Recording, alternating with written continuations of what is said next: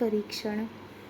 यह आचार्य चरक ने सूत्र स्थान 27वें अध्याय अन्नपान विधि अध्याय में वर्णन किया है। चरः शरीरावयवः स्वभावो धातवः क्रिया लिंग प्रमाणम संस्कारो मात्रा चास्मिन् परीक्षते। चर शरीर अवयव स्वभाव धातुएं क्रिया लिंग प्रमाण संस्कार मात्र, इन सभी भावों को मांसाहार परीक्षा में वर्णित किया है, जो कि मांसाहार का लघुता या गुरुता, दीर्घपाकी शीघ्रपाकी, पोषणता अपोषणता, संस्कारित असंस्कारित, इन सभी भावों के ऊपर निर्धारित है। पहला है चर, हैबिटेट ऑफ एनिमल और एनिमल सोर्स। जांगल देश के प्राणी का मांस लघु और शीघ्रपाकी होगा। आनूप देश प्राणी मांस गुरु दीर्घपाकी। साधारण देश प्राणी मांस सम्यकपाकी।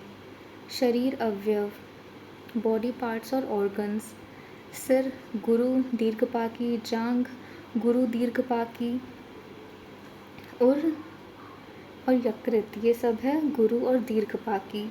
आंत्र वृषण और पाद, ये हैं लघु और शीघ्रपाकी। स्वभाव quality of animal meet, Jangal देश लघु और आनूप देश गुरु। फोर्थ है धातुएं। एक ही पशु के मांस अस्थि मज्जा के गुणों में भिन्नता पाई जाती है। रक्त मांस मेद अस्थि मज्जा आदि उत्तरोत्तर गुरु गुण युक्त एवं दीर्घपाकी होता है। फिफ्थ है क्रिया, movement of animal in their habitat. महिषा अल्प क्रिया युक्त गुरु। आलसी पशु पक्षी दीर्घपाकी और अभिसंधी। हरिण या अज का बहुक्रिय युक्त है तो वो लघु और शीघ्रपाकी होगा। अति क्रियवान पशु पक्षियों का मांस लघु व शीघ्रपाकी होता है। सिक्स्थ है लिंग, पुरुष जाति के पशु एवं पक्षी मांस गुरु अभिसंधी व दीर्घपाकी। स्त्री जाति के पशु एवं पक्षी मांस गुरु लघु दीर्घपाकी व अनभिसंधी। चतुष्पादों में स्त्री मांस लघु, पक्षियों में पुरुष जाति का मांस गुरु होता है। प्रमाण महाप्रमाण उदाहरण महिष मांस, गोमांस, हस्ती मांस गुरु दीर्घपाकी व अभिसंधी। अल्प प्रमाण का उदाहरण है कुक्कुट मांस, लघु और शीघ्रपाकी होता है। आठवां है संस्कार, इससे गुरु आहार को लघु एवं लघु आहार को गुरु बनाया जा सकता है। उदाहरण है व्रीहि धान्य स्वभावतः गुरु होता है, लाज संस्कार से लघु, सत्तु स्वभाव से लघु, सत्तु पिंडिका संस्कार से गुरु होता है। गुड़ घी सत्तु मिलाकर बनाया जाता है। मात्रा यह जाठराग्नि पर निर्भर है, गुरु को अल्पमात्र व लघु को तृप्ति भर लेना चाहिए।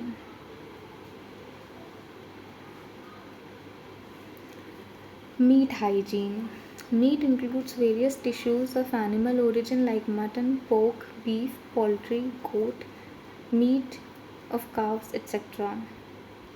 Diseases transmitted by eating unwholesome meat are: first, tapeworm infestations, Taenia solium, pork, Trichinella spiralis, liver flukes, T. saginata, pork fasciola hepatica.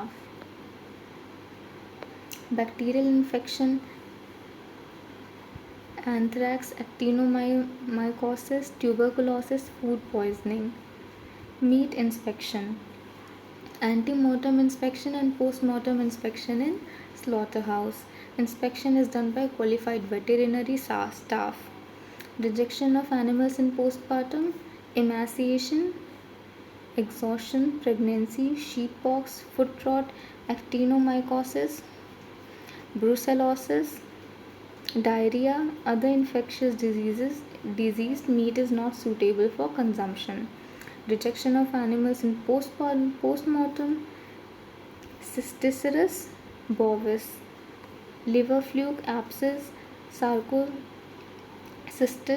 hydatidosis, septicemia and nodular infection of liver and lung, TB, etc. Characteristics of good meat. It should be neither pale pink or deep purple tint. Bright eyes, red, bright and moist nostrils. Should move freely. Tongue not protruding. Skin glossy and smooth. firm and elastic to touch, should not be slimy, should have agreeable odor. Contamination of meat is possible in unhygienic slaughterhouses, so slaughterhouse should have minimum standards under Model Public Health 1955. First is location, should be away from residential area. Second is structure, floors and walls up to 3 feet should be impervious and easy to clean. Floor above ground level. Disposal of waste, blood, offal, etc. should not be discharged into public sewer. It should be collected separately. Water supply independent, adequate and continuous. Meat examination, ante-mortem and post-mortem examination. Storage of meat stored in fly-proof and rat-proof rooms. For overnight storage, temperature should be less than 5 degrees. Transportation of meat, fly-proof covered van. Employees must be clean and wear clean outer clothes. Butchers should maintain personal hygiene and instruments should be sterilized. Fish. Signs of fresh fish. Fresh and stiff to touch. Rigor mortis, when held flat on hand, the tail should not drop. Gills should be bright red. Eyes should be clear, prominent and bright. Scales should not be easily detachable. Diseases due to infected or contaminated fish. Fish is intermediate host of tapeworm, Vibrio parahemeloticus, Salmonella species, Clostridium. Stale fish is condemned for consumption. Tinned meat and fish, they are often dangerous. Starting with examination of tinned food. Inspection. Look new and fresh, should not be indentations, holes or rust. Bulging indicates decomposition. Palpation, spring feeling indicates loss of vacuum through hole.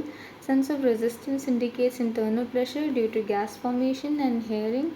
On shaking tin, there should not be any sound. A loose floppy sound indicates decomposition. Egg. Usually egg is sterile. Shell becomes contaminated by fecal matter of hen. Pathogen Salmonella penetrate a cracked shell and enter inside. Examination of egg, candle test. When egg is held in front of a candle, center part opaque and peripheral part should be translucent. Center part should be opaque and peripheral part should be translucent. Floating test, good at floats. Fruits and vegetables hygiene. Importance. Fruits and vegetables get contamination of pathogens like bacteria including E. coli and helminths. These pathogens may be present in water used for irrigation, organic fertilizers or droppings from birds and other animals that go into fields. Risk of microbial contamination. Production level and risks.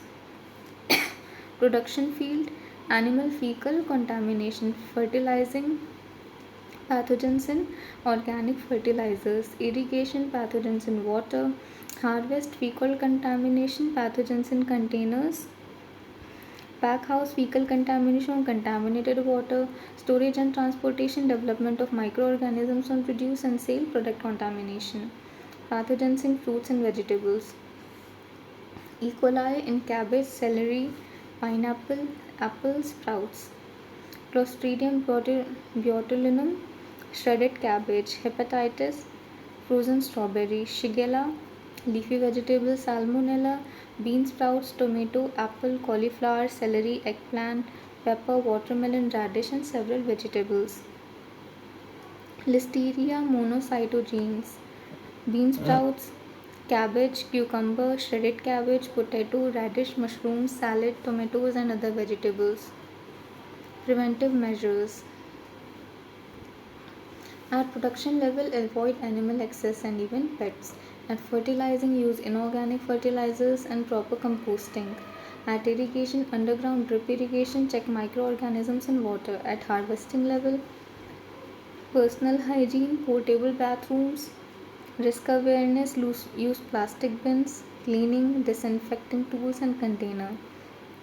At pack house, personal hygiene, sanitary facilities, avoid animal entrance, eliminate places which may harbor rodents. Alternative methods for pre-cooling use potable water, filtration and chlorination of recirculated water, and multiple washing. Adequate temperature and relative humidity. Avoid repackaging. At sale, personal hygiene. Avoid animal access. Discard garbage daily. Safely storing, handling and cooking raw vegetables. Always wash hands thoroughly before and after handling raw food, including vegetables. Keep raw food, including vegetables, separate from ready to eat foods. Use different chopping boards, knives, and utensils for raw and ready to eat foods, or wash these items thoroughly in between uses. Wash hands for 20 seconds with warm water and soap before and after preparing food. Must wash, peel or cook before eating. Method to avoid cross contamination: rough fruit and vegetables under a bowl of water rather than under a running tap. This will reduce splashing and release of bacteria into the air that could result from cleaning directly under a running tap. Clean chopping boards, knives, and other utensils after preparing vegetables to prevent cross contamination. Wash the least soil items first and give each of them a final rinse. Food handlers. Food sanitation depends directly upon the state of personal hygiene and habits of the personnel working in the food establishment. Proper handling of foods, utensils, and dishes is necessary part of food hygiene.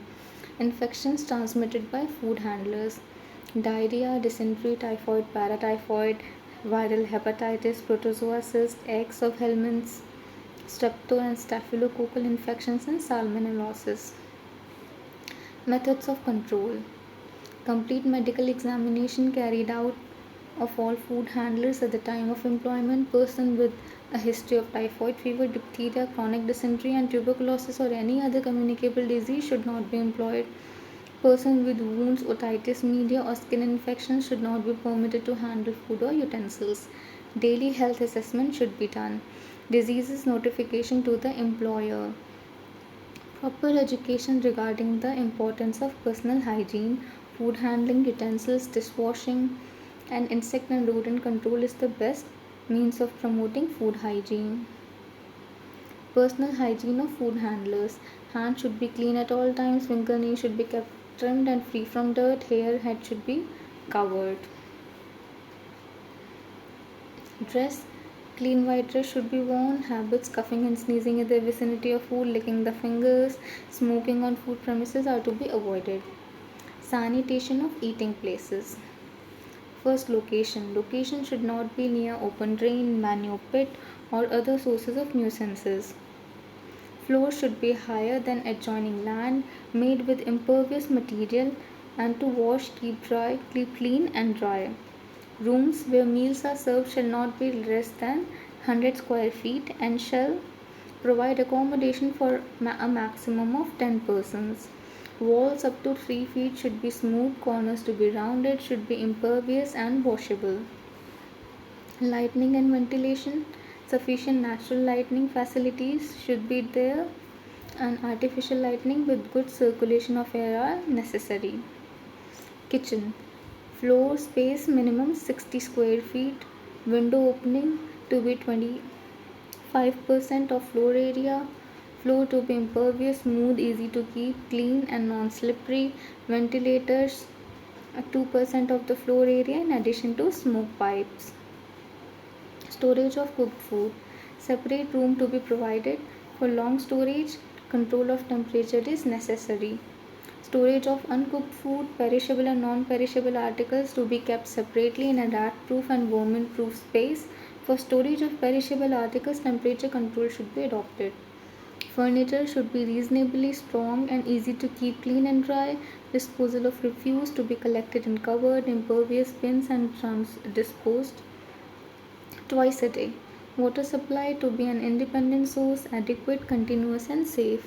Washing facilities to be provided, cleaning of utensils and crockery to be done in hot water and followed by disinfection.